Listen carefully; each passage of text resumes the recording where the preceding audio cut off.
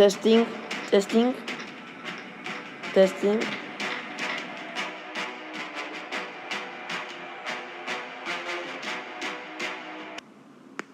Radio 99.13. Hi everyone, today we have a special guest to the radio station. Could you introduce yourself, please? Hello, my name is Isa.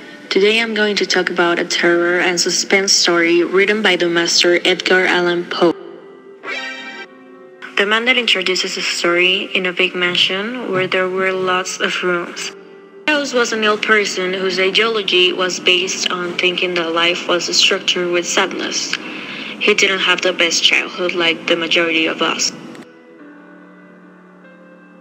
His mother died in one of the rooms at his house, where he grew up, a place where imagination and fairy tales had never existed.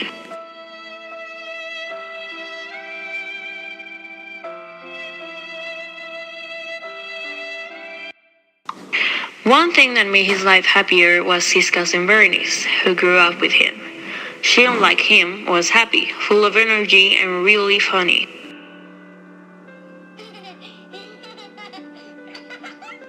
Meanwhile, Aegeus was full of melancholy, two opposite poles. Aegeus lived in books studying, while Berenice lived jumping, running around without a care about life. Everything changed when an illness fell upon the poor Berenice.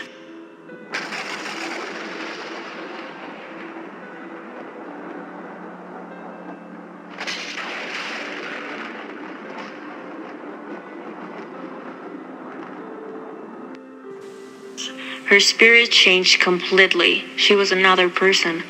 All the things that made her who she was were gone. Berenice changed morally and physically. Also, Aegeus fell in a mental illness called monomania that consisted in morbid irritability of mind properties. This illness caused lots of reflexing hours, with the attention nailed to everything. He lost himself. He couldn't sleep. He got obsessed with anything he saw.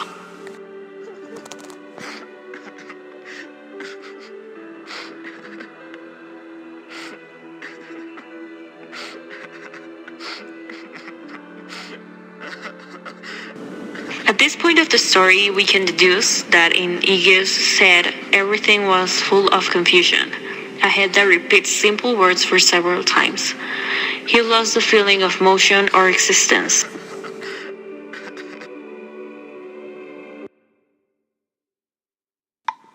We have to go to a commercial cut, and we will.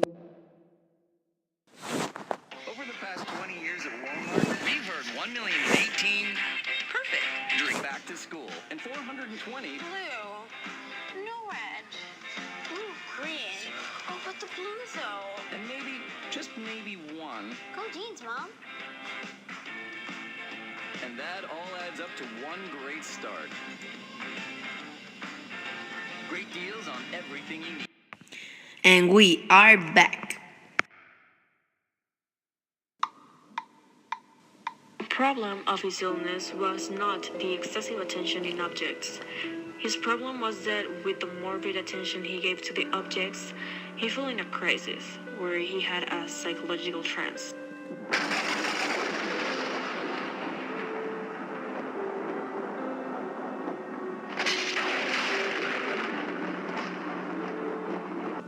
What was supposed to help him with this problem?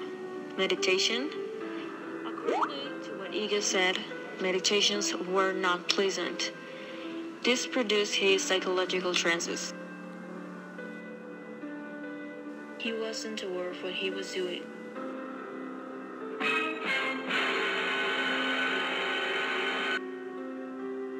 To avoid his problems, Aegeus started to read some books. They were very helpful for him because of his imaginative nature.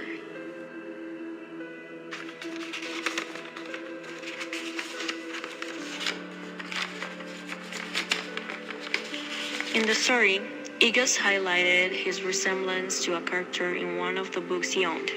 The character resists the attacks of violence. Turning to another point, Aegeus felt very sad for Berenice because her life was ruined by a disease. Felt weird with Berenice. Feelings didn't go through his heart, they went through his intelligence. One day, Berenice appeared. She was very different, she was changed. She was very pale. In her eyes, there was no life. But what made him fall back in love were those so white, so pure teeth.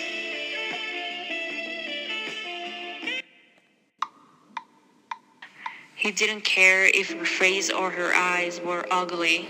What he loved were her teeth. Something happened. Igas heard plates falling and breaking. He went to check what had happened and he saw a maid crying. He asked her what had happened and she told Igas that Berenice had died. Oh, God!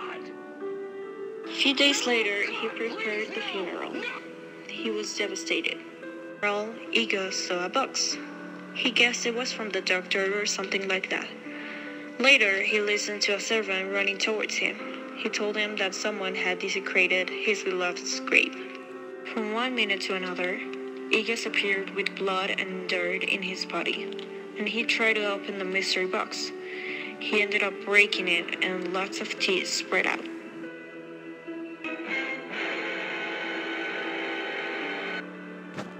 What a terrific story. I am scared. Could you conclude your story, Isabel? The story was about a man that grew in a melancholic way. He got a mental illness. That disease made him get obsessed with everything and stay in a psychological trance. He got obsessed with the teeth of his cousin, who was also his wife. Finishes up with Igas covered in blood and with Berenice's teeth. This is really interesting because Edgar Allan Poe leaves it up to the reader's imagination what happens next. Thank you, Isabel, and goodbye, radio listeners. See you next time.